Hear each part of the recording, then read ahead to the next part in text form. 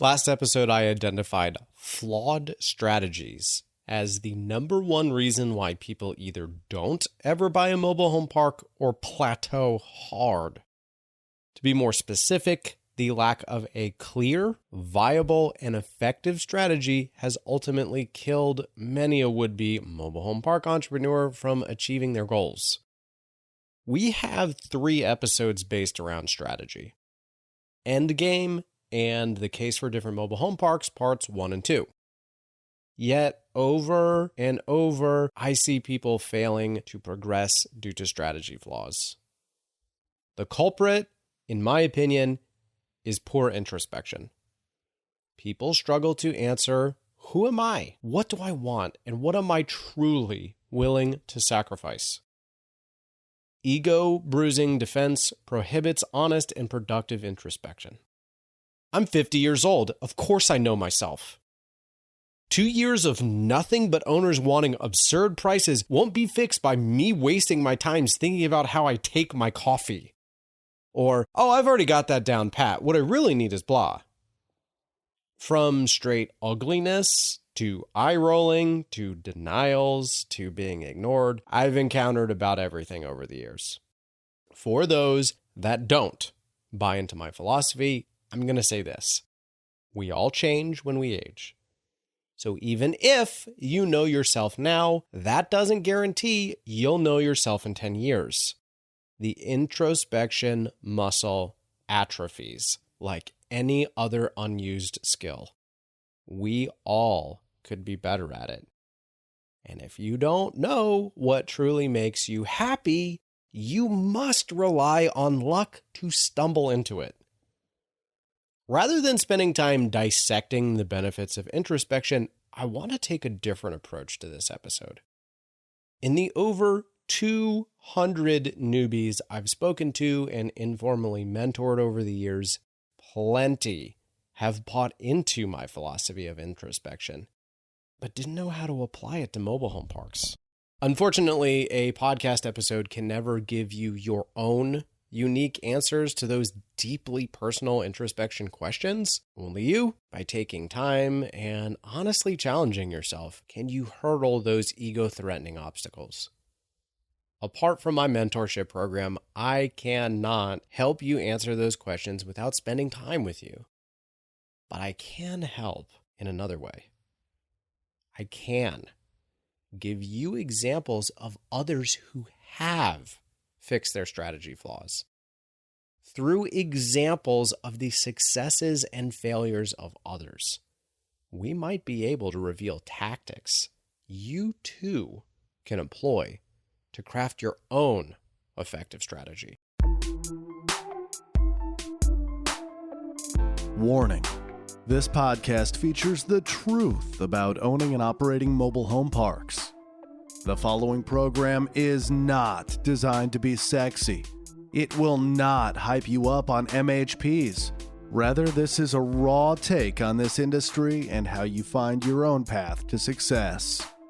Welcome to MHP IRL, Mobile Home Parks in Real Life, with your host, Ryan Norris.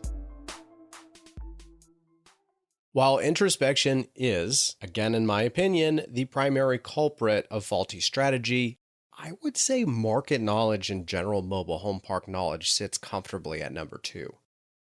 Someone who knows their shyness will prevent them from massive time cold calling may not know what geographical area to pursue a deal in. Someone wise enough to know their disorganization will prevent them from taking on heavy value-add deals on their own, might not know what star quality best suits their needs.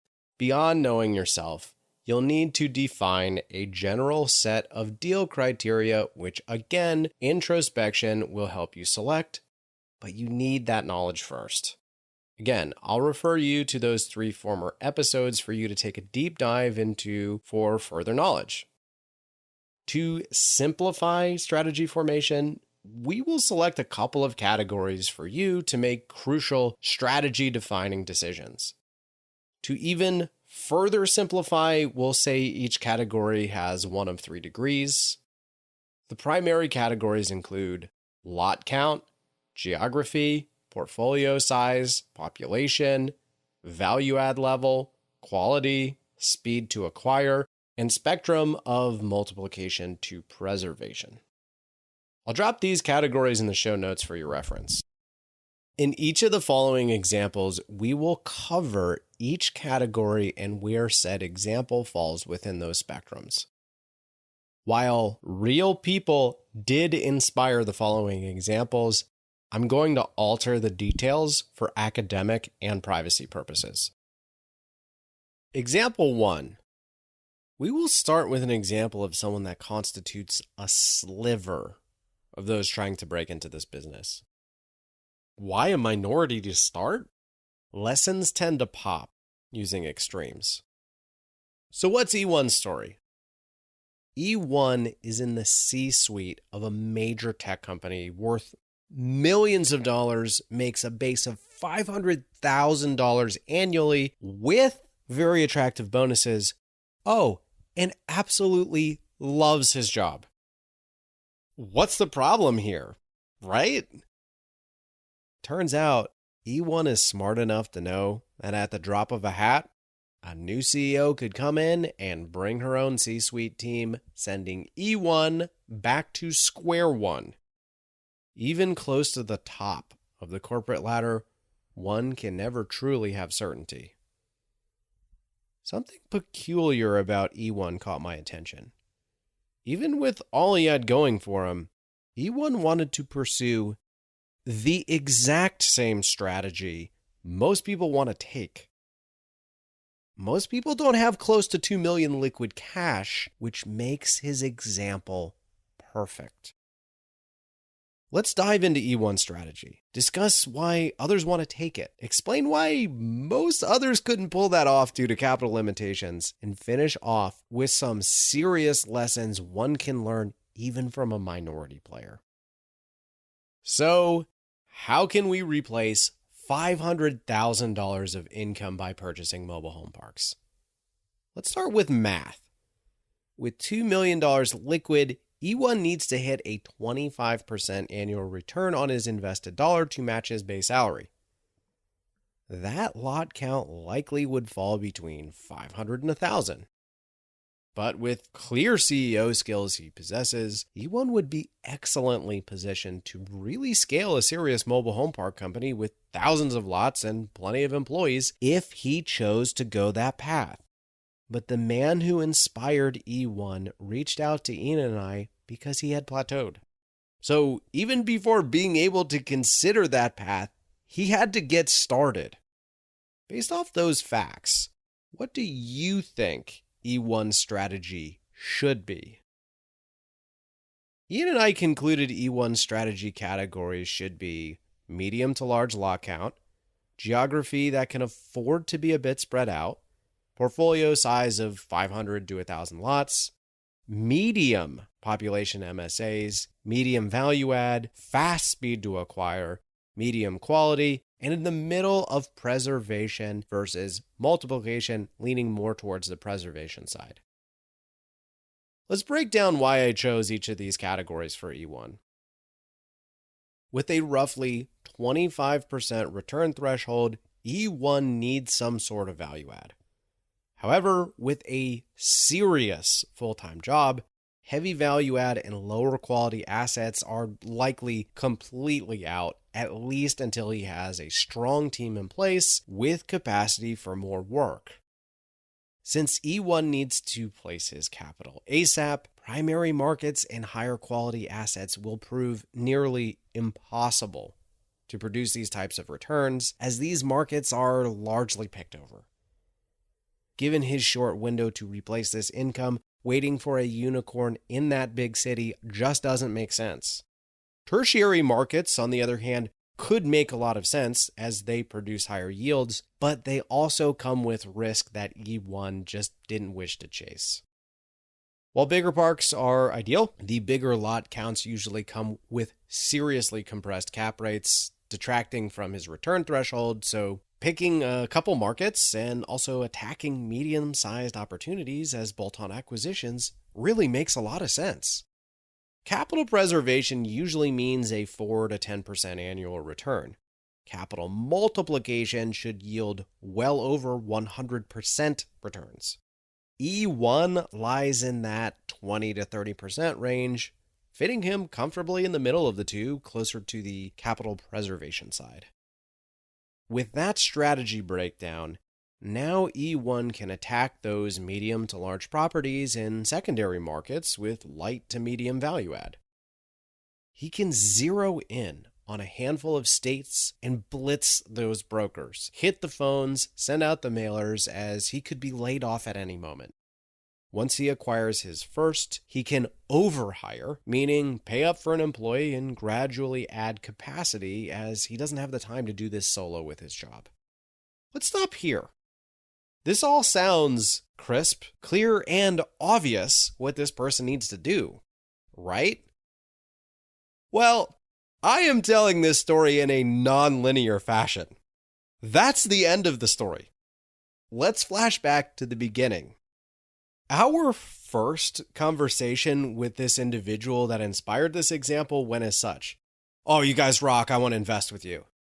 Investing side by side with someone is a capital preservation play. This guy doesn't need an 8% preferred return.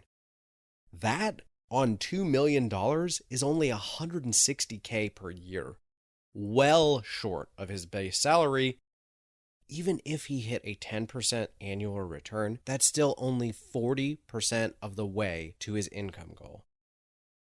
In time, this individual realized he needed to run his own business. He needed to scale something in his spare time, throwing all his available capital at it and outsourcing intelligently to scale quickly but responsibly. So how did that first conversation go? Oh, I want to own in places like Asheville and Charleston since it would be so cool to go on vacation somewhere and check out my assets while I'm there. Yeah, that does sound really cool. It's also possible. Ian and I sourced over 1,500 lots in major MSAs over a span of 5.5 years. But E1 needs to grow fast and in short order, and one isn't competing in a major market on medium to large size properties for light to medium value add and getting those returns. It just doesn't happen. Primary markets nowadays are way too picked over. This person, most importantly of all, must hire the right team. Otherwise, he will inherit a second full-time job over an already demanding gig. In nearly each category I listed out, E1 chose something totally different than I would have recommended. And with what he laid out at the start of our mentorship program, he never would have picked up any traction towards his ultimate goal with his flawed strategy. By the way, you know how I confidently know he wouldn't have achieved much outside of investing in someone else's fund? Because we had known E1 for years, and he hadn't made any progress. Over the course of our mentorship program, E1 made those crucial realizations about himself, who he was, what he wanted, and what he was and wasn't willing to sacrifice.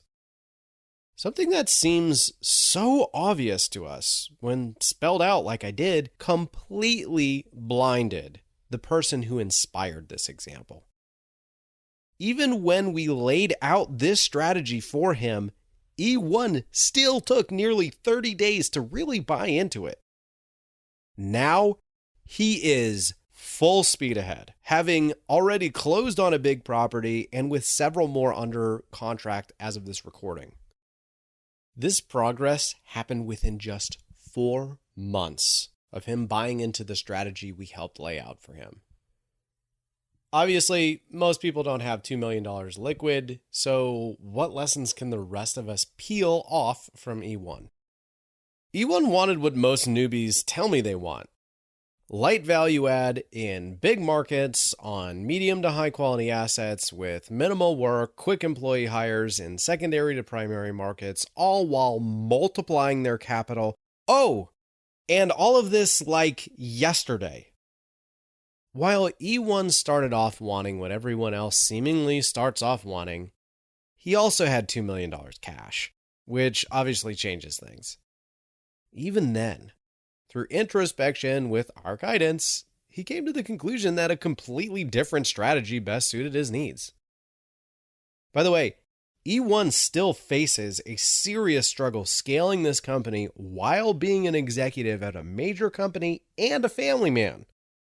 So even if you did have that kind of liquid cash, you would still really struggle to get this right. E1 should teach you two things. One, you can't do what he's doing because you probably don't have that kind of cash. And two, even if you did, you need to make some serious sacrifices. As of this recording, Ian and I have just over 500 lots under our active management. We have employees, yes, but I serve as our COO, and it's a full-time position. So unless E1 hires a COO, he will likely inherit a serious workload. Let's step back. How did E1 come to these realizations? How did he come to peace with ditching Charleston and chasing Fayetteville? Well, like I mentioned earlier, the gentleman who inspired E1 spent 90 days with Ian and I in our mentorship program, talking in circles, listening to our advice, and stumbling into what he was truly chasing after all. It took Ian and I several phone calls just to properly diagnose the holdbacks and prescribe a treatment to solve his issues.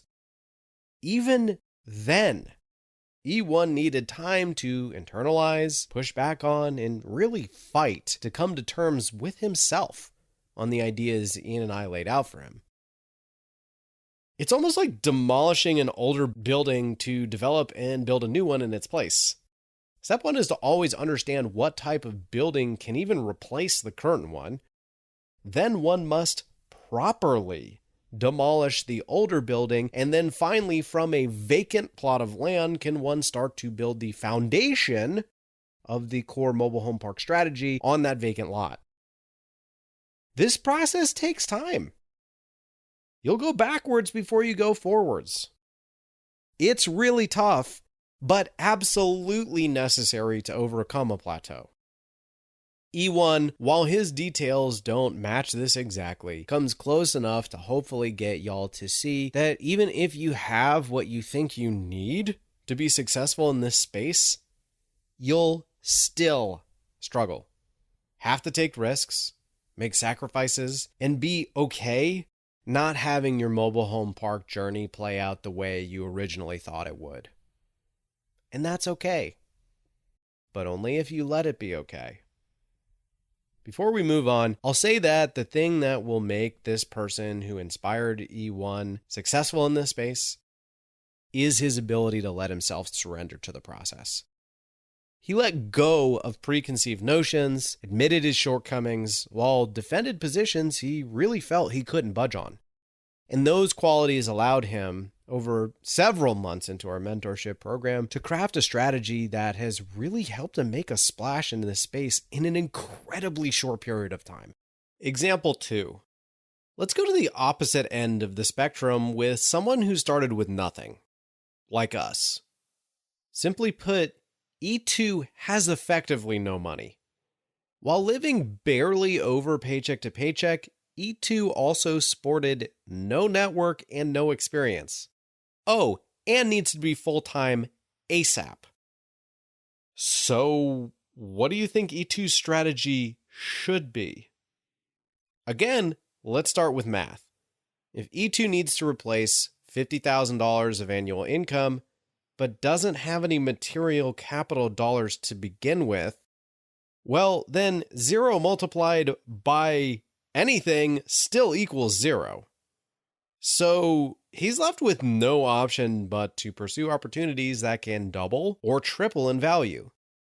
If he can pair an investor willing to pay, say, an 8% preferred return with a 50-50 equity split once capital is returned, with an opportunity that can double or triple in value, Then E2 can quit his job, move on site, execute the business plan, refinance within 2 years, hit his back-end promote, and then be well positioned to buy the next one and repeat the process until he has enough capital and income to move back out of one of his mobile home parks.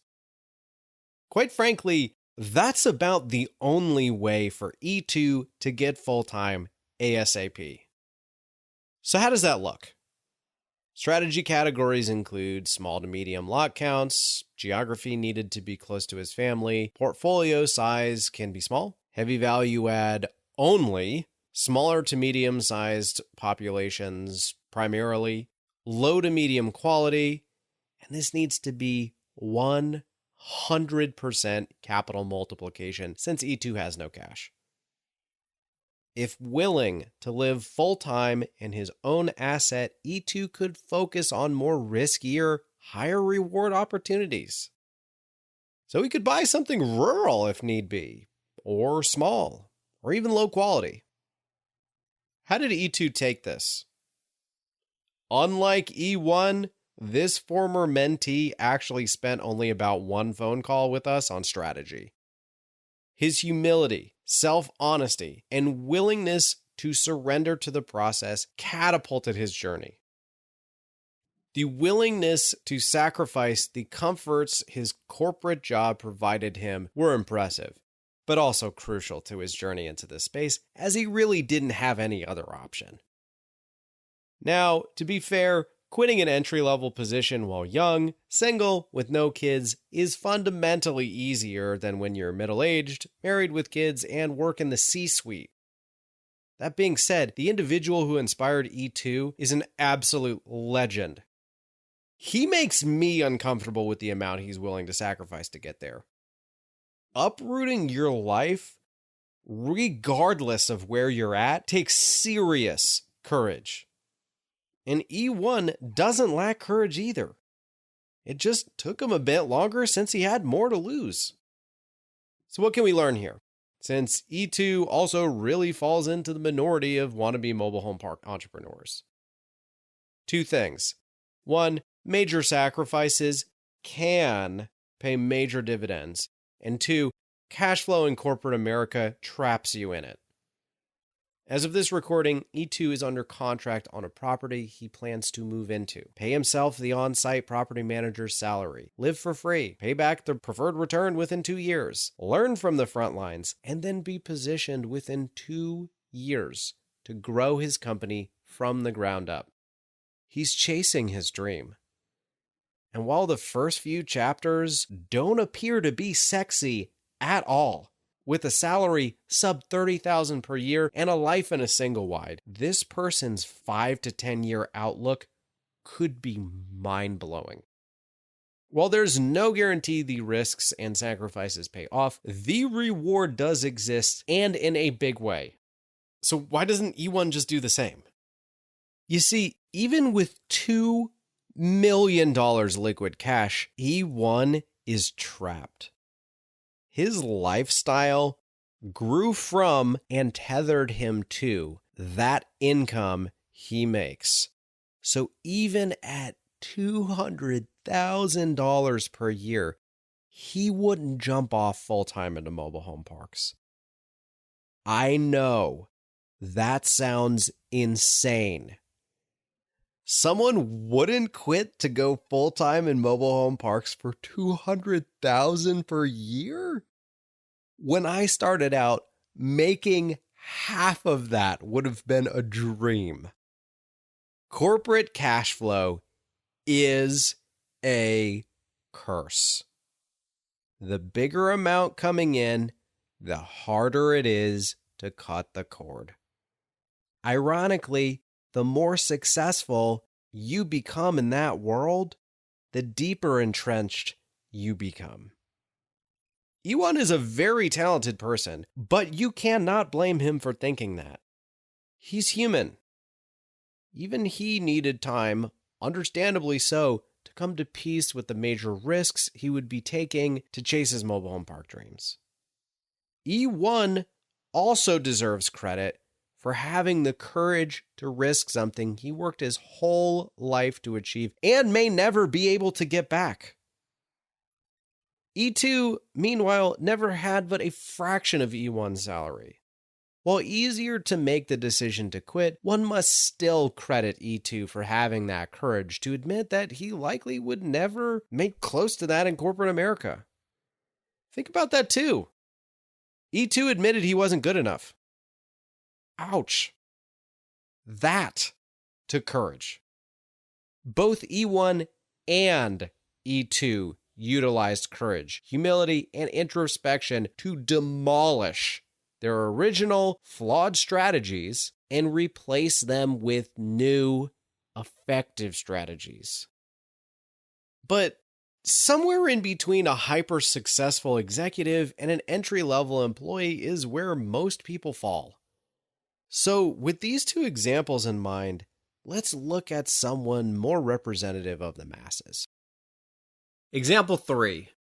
Most people we speak with have between $50,000 and $300,000 to invest in mobile home parks. Most people claim to like their jobs, yet you can hear an itch to escape. We see a mix between entry level and a few rungs up the ladder. Most fall somewhere between E1 and E2. This calls to mind another mentee of ours, call him E3. E3 has $300,000 liquid. E3 wants to be close to family, spend more time with his toddler, and replace his income with mobile home park income, needing only $50,000 per year. $300,000 needs only about a 16% return annually to achieve $50,000 per year. That modest amount means a few things for E3's strategy. E3 can pursue small to medium-sized properties, maintain a reasonably low portfolio size of, call it 50 to 200 lots. The MSA is restricted to his family's location. Value add should be moderate. Quality also should be moderate. His speed to acquire can be slow. And he can lean more towards the preservation side rather than the multiplication side. Since only one medium-sized property or a couple smaller properties can get E3 to his moderate goal of only needing to hit mid-teens cash-on-cash returns, E3 can really afford to wait for that unicorn. He selected a radius of about 2 hours by car from where his family lives. The beautiful thing about E3's strategy is that he can now become an absolute expert on that geographical footprint. A 4-hour drive diameter around a bigger MSA could produce a max of, say, 200 potential mobile home parks? That's small. E3 can database, contact, and grow relationships over years with the majority of the mobile home park owners, brokers, and general real estate players, positioning himself perfectly to know exactly when a property comes up for sale and putting himself in line to be a bidder on just about anything that comes to market. Ian and I took a relatively similar strategy, and as of this recording, we have purchased now 7 properties within the MSA of our hometown, Charlotte, North Carolina. Theoretically, all E3 needs is just one property. So, how did E3 take this? He fell right into frame like E2, right? No. Like E1, E3 took a bit of time to buy into this idea. And that's actually putting it lightly. He really pushed back on us and didn't buy into needing to change his strategy, which was buying 1,000 lots across the country and achieving a salary of at least $100,000 to go full-time. It took courage for E3 to let go of the lot count and salary necessary to go full-time. Through literally hundreds of conversations with people over the years, Ian and I have realized a 2-step process occurs for newbies. Step 1, they adopt someone else's strategy. Step 2, they give up on that original strategy, in its place, crafting their own effective strategy built around what they actually want. Step 2 is the hardest. It comes down to how stubborn the newbie is on that original strategy. Well, it seems obvious that clinging tightly onto a strategy that isn't working would be easy to let go of. We have seen countless a newbie fail to overcome this step and eventually quit and move on to something else. Oh, and salary. People also struggle internalizing taking pay cuts to chase their dreams. But that's a sacrifice that many just aren't willing to make to get there. E3, like many others, had dreams of owning 1,000 lots and making 100,000 per year. Once he realized he maybe didn't need to buy but 10% of that lot count and only need about half of that income to achieve everything he wanted within the space, the doors blew wide open. The difference between taking $300,000 and buying 1,000 lots versus 100 lots is monumental. Plus, the difference between needing $50K per year from $300,000 and $100K per year from $300,000 is the difference between hitting 33% cash on cash returns and 16%. Again, big difference. Once he finally came to peace with this, the strategy wrote itself. E3's primary lesson is this: you don't need 1,000 lots to get what you want out of this space. You don't need as much income as you think you need. You don't need tons of employees or city utilities or something parked within a major city. Actually, you can pick one city, target 1 to 3 parks, and grind out leads for years until you have exactly what you want. Someone once said, "The fish bite best where no one else is fishing." You've got to find that niche strategy out for yourself. For E3, it was patience over years and a tight bullseye with a low full-time income threshold. What's yours?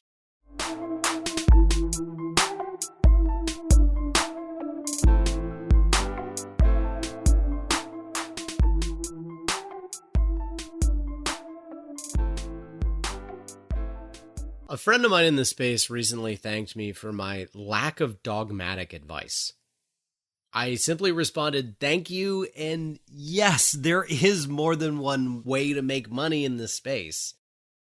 Again, the primary categories include lot count, geography, portfolio size, population, value add level, quality, speed to acquire, and spectrum of multiplication to preservation.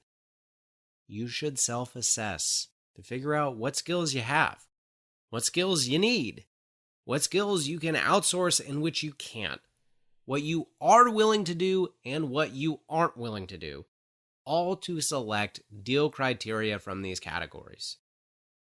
Our strategy is to chase medium quality, small to medium lot count, heavy value add opportunities in primary markets within the Southeast. We exclusively seek capital multiplication opportunities since, well, we had no choice, just like E2. We didn't need to be full-time quickly, so we chose primary markets to pursue, waiting for those opportunities to develop over the years. When the opportunity hit, we quit our jobs and moved into a mobile home park, working as our own on-site property managers for 14 months to chase our dreams. However, since then, we have deviated a bit. We have bought high-quality, large assets. We have bought stabilized capital preservation opportunities. We have pursued low to high-quality assets, made offers on properties in rural markets, bought stabilized on-market opportunities from brokers, and fudged on our strategy several times for several reasons over the years.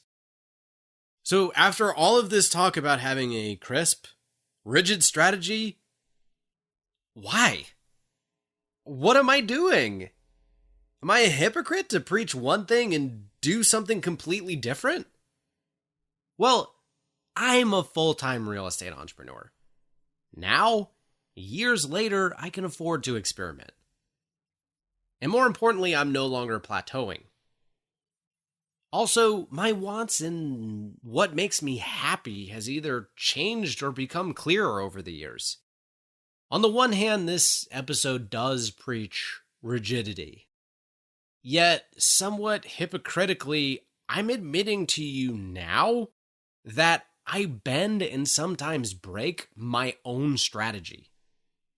This dissonance stems from the constant change we encounter in our lives.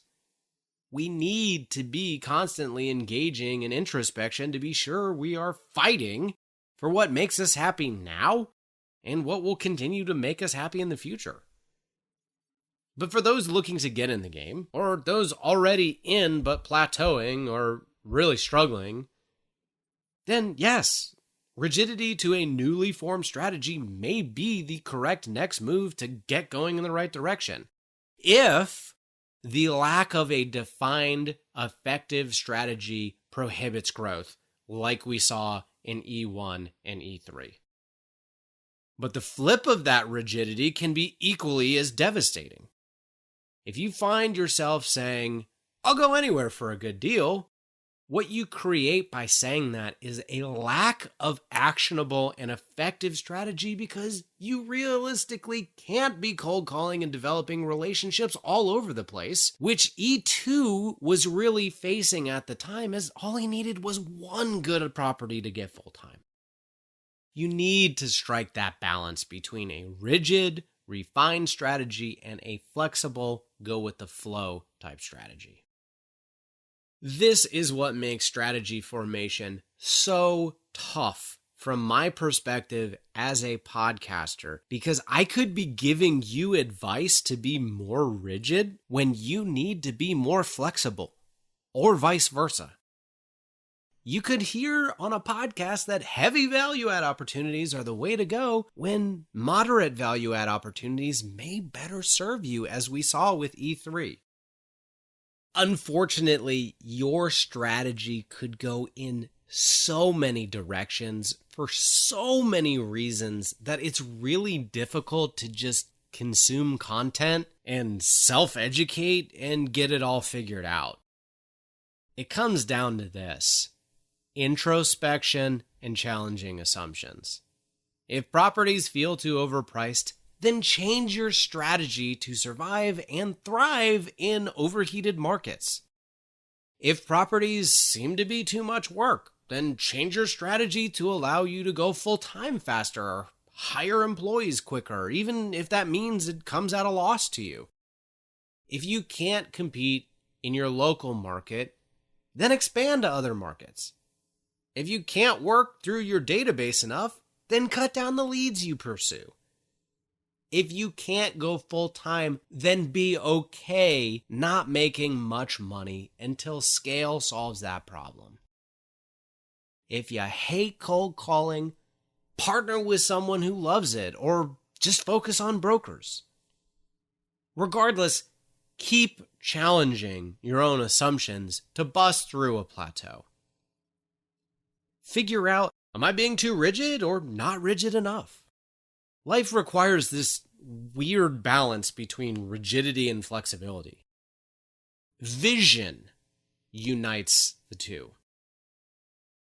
And vision comes from a clear view of what future you will want and how to get there. Shocker, this all comes from honest introspection.